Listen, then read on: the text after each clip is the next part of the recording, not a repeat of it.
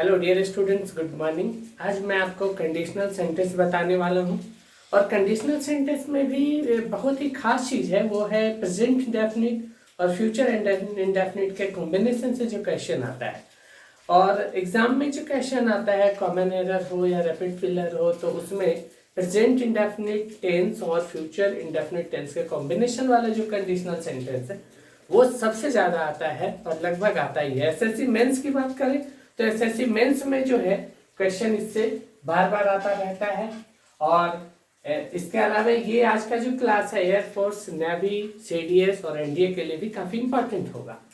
Conditional sentence condition से ही बना है। कंडीशनल, कंडीशन का मतलब क्या होता है? दशा। और कंडीशन मतलब शर्त भी होता है। आप बोलते हैं मैं तुम्हें 100 रुपये उधार दूंगा, लेकिन एक कंडीशन है। इट मीन्स आप एक शर्त को बता रहे हैं। तो कंडीशन मतलब हम शर्त भी लेंगे। कैसे जानेंगे कि कोई सेंटेंस कंडीशनल है या नहीं है? व्हाट आर द वेज और in how many ways we can decide whether a sentence is conditional or not? कैसे जानेंगे सेंटेंस कंडीशनल है या नहीं? तो उसको जानने के लिए आप कुछ वर्ड याद रखिए। अगर किसी सेंटेंस में if है, when है, whenever है, as soon as है। देखिए as soon as से बहुत ज्यादा क्वेश्चन एग्जाम में आता रहता है। वेरी वेरी इंपॉर्टेंट वर्ड है। in case है, even if है, as long as है, as long as, after, before, इससे भी क्वेश्चन बहुत ज्यादा आते हैं। और सबसे ज्यादा इंपॉर्टेंट वर्ड अगर कंडीशनल सेंटेंस का बोले तो as soon as है।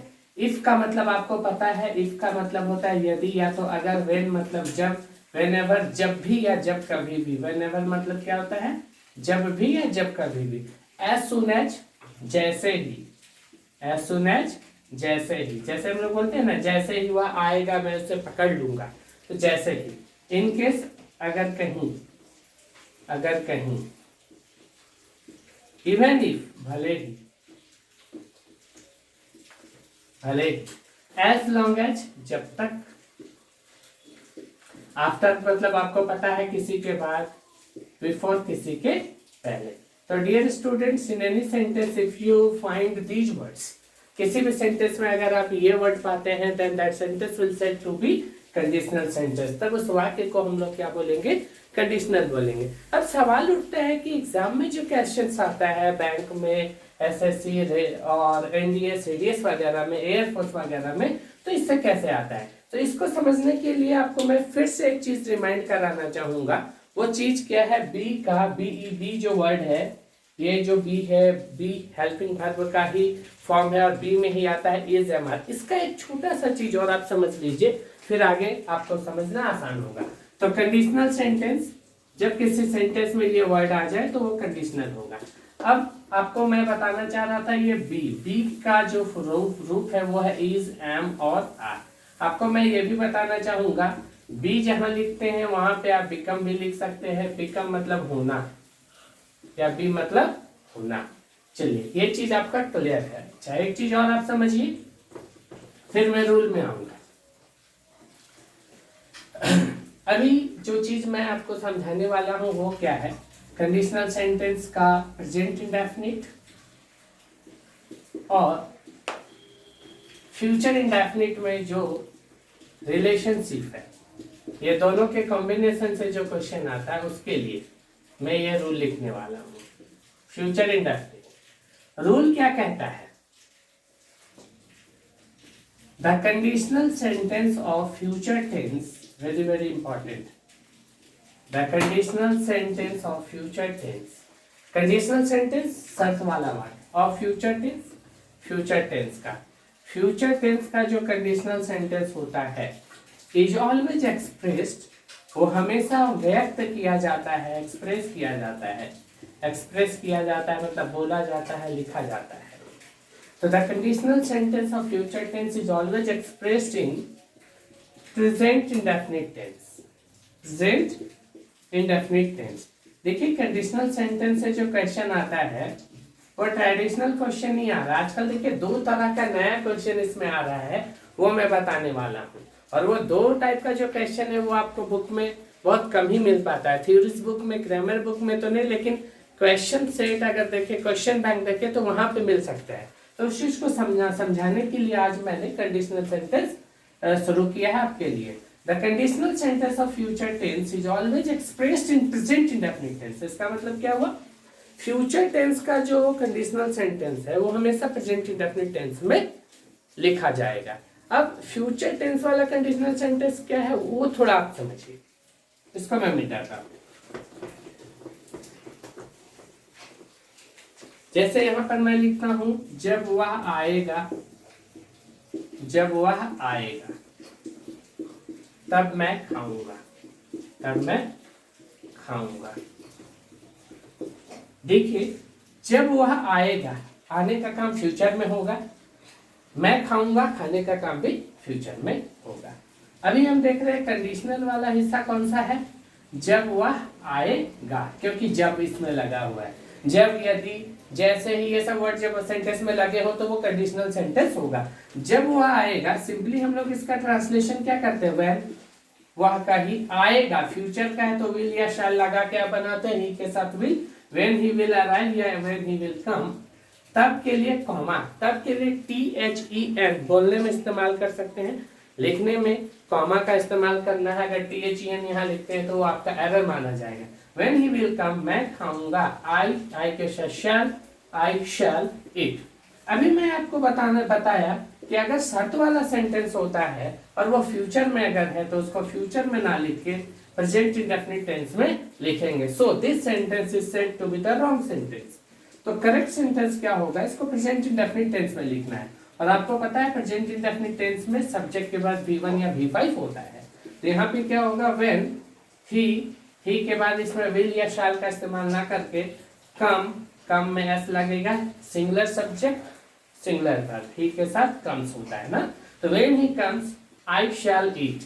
लेकिन जब इसका हिंदी करेंगे डियर स्टूडेंट, देखिए यहाँ विल या शैल नहीं है, लेकिन जब हिंदी करेंगे तो हिंदी करना होगा जब वह आएगा तब मैं खाऊंगा। ये सेंटेंस अगर उल्टा होता, जैसे मैं खाऊंगा, अगर होता मैं खाऊंगा जब वह आएगा, जब वह आएगा, इसमें देखिए कंडीशनल सेंटेंस का पोजीशन कहाँ है, यहाँ है। कंडीशनल सेंटेंस किधर है, तो इधर है। तो आप क्या करेंगे, उस कंडीशनल सेंटेंस को प्रेजेंट इंडेफिनिट टेंस में लिखेंगे। आई शैल ईट व्हेन ही विल कम ना हो कि क्या होगा, ही कम। आप यहाँ ही विल कम नहीं लिख सकते। So whatever the position of conditional sentence, it doesn't matter, conditional sentence is always written in present indefinite tense. तो डियर स्टूडेंट्स ये क्लियर हो गया होगा। अब मैं थोड़ा सा एडवांस लेवल में चलता हूँ। एडवांस लेवल जो एग्जाम में जहाँ से क्वेश्चन आ रहा है और जहाँ आप कंफ्यूज हो सकते हैं, बस मैं उस चीज को बताने वाला हूँ। और मेरा वीडियो जो होगा वो पूरे टॉपिक्स पे, पूरे चैप्टर पे ना होके जहाँ स्टूडेंट फंसते हैं बस मैं वहाँ हाईलाइट कराने का कोशिश करूंगा। तो डियर स्टूडेंट्स, अभी आपको जो मैं बताऊंगा वो देखिए वो है क्या। अभी मैं लिखता हूँ जब मैं 20 का हो जाऊंगा, यानी 20 वर्ष का हो जाऊंगा, तब मैं शादी करूंगा, विवाह करूंगा। सपोज ये आपका एक सेंटेंस है। तो जब के लिए तो आप लिखेंगे व्हेन आई। अब यहाँ पर सिंपल, अगर आपको ग्रामर का नॉलेज नहीं है तो आप गलती से क्या ट्रांसलेशन करते हैं, शैल होना का be, when I shall be 20, जब मैं 20 का हो जाऊंगा, कॉमा आई शैल मैरी, मैं शादी करूंगा, आई शैल मैरी। तो ये सेंटेंस गलत है क्योंकि व्हेन के साथ विल या शैल का इस्तेमाल आप नहीं करेंगे, कंडीशनल में फ्यूचर का इस्तेमाल नहीं करेंगे। आप यहाँ लिखेंगे व्हेन आई। अब इसको अगर सही तरीके से लिखे तो देखिए इसको दो तरीके से आप लिख सकते हैं, व्हेन आई शैल ना हो कि व्हेन आई बी। लेकिन व्हेन आई बी 20 भी लिखना गलत हो जाएगा। व्हेन आई बी 20, मैं इसको यहाँ ABC करके समझाने का कोशिश करता हूँ तो ये आपके लिए ज्यादा अच्छा होगा। व्हेन आई शैल बी 20 है तो व्हेन आई बी 20, आपने व्हेन आई विल कम को आप करते हैं when I come, when he will come को आपने किया व्हेन ही कम्स, विल या शैल को हटा दिया, यहाँ शैल को हटा दिया, बी लिख दिया। लेकिन व्हेन आई बी 20 भी जो है प्रैक्टिकल सेंटेंस नहीं, ये गलत है। व्हेन आई, देखिए बी का ही फॉर्म है इज एम आर, और आपको पता है कि प्रेजेंट इंडेफिनिट टेंस में सब्जेक्ट के बाद V1 या V5 लिखते हैं। व्हेन आई बी का फॉर्म है is am are. When I am 20, when I am 20 ये जो सेंटेंस है ये भी प्रेजेंट इंडेफिनिट का है, क्योंकि ये सब्जेक्ट है, ये वर्ब का फर्स्ट फॉर्म है। यहाँ कोई मेन वर्ब नहीं है, जो भी वर्ब है यही है, तो subject plus V1 present indefinite होता है। व्हेन आई एम 20, यहाँ पर है व्हेन आई एम 20। एक और सेंटेंस में लिखता हूँ, व्हेन आई बिकम 20, जब मैं 20 का हो जाऊंगा। डियर स्टूडेंट्स, मैं आपको बताना चाहूंगा कि जब ये सेंटेंस को सही तरीके से लिखना हो तो व्हेन आई एम 20 लिखेंगे या व्हेन आई बिकम 20 लिखेंगे, आप दोनों ही लिख सकते हैं। तो अगर एग्जाम में ऑप्शन देता है अंडरलाइन कर दिया, इसके लिए 4 ऑप्शन है और बोलेगा कि ये जो अंडरलाइन किया हुआ पोर्शन है इसके लिए सही सेंटेंस कौन है ऑप्शंस में, और एक ऑप्शन दिया होगा when I be 20, when I am 20, तो व्हेन आई एम 20 लेंगे। लेकिन ये दोनों रहता है तो वहां पे ये भी लिखा रहेगा बोथ बी एंड सी, तो आपका जवाब होगा बोथ बी एंड सी। आपका जवाब होगा बोथ बी एंड सी। ऐसे एग्जाम में जब भी आएगा तो एक ही आता है।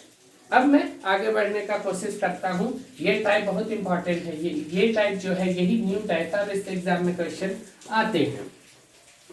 तो अभी एक और चीज मैं आपको बताना चाहूंगा, उसके बाद थोड़ा सा एडवांस क्वेश्चंस में भी चलने वाले हैं। तो डियर स्टूडेंट्स, अगर सेंटेंस ऐसा होता एज सुन एज, जैसे ही I will have a car, जैसे ही मेरे पास कार होगा, I will be rich man, मैं अमीर आदमी बन जाऊंगा।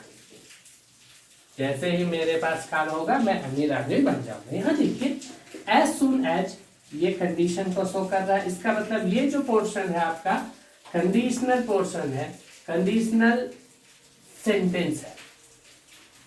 तो as soon as I will have a car. अब इसको हम करेक्ट करना चाहेंगे तो क्या करेंगे?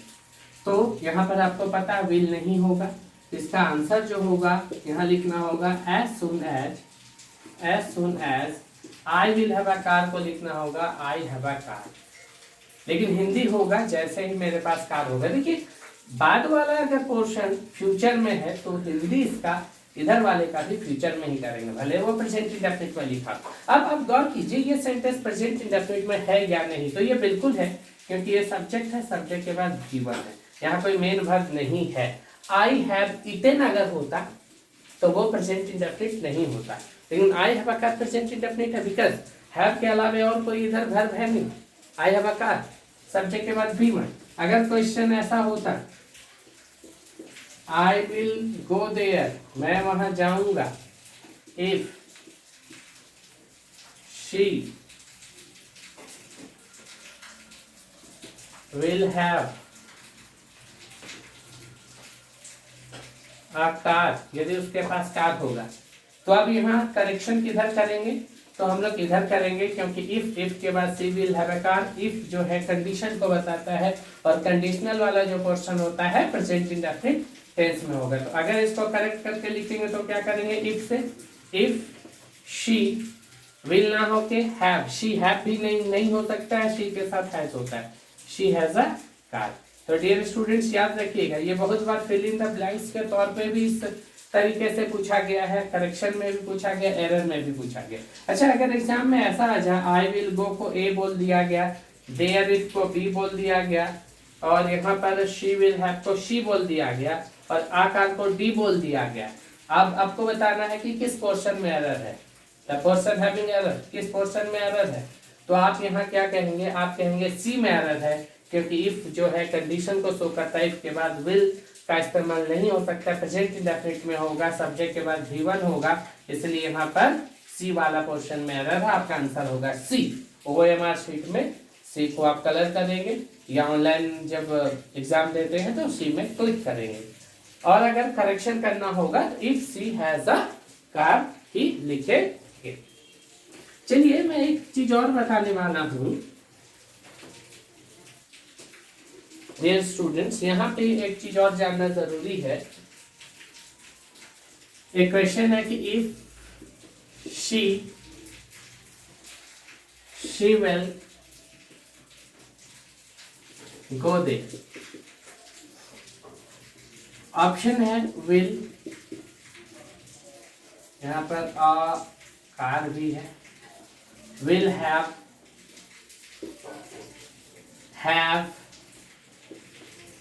Has, would have.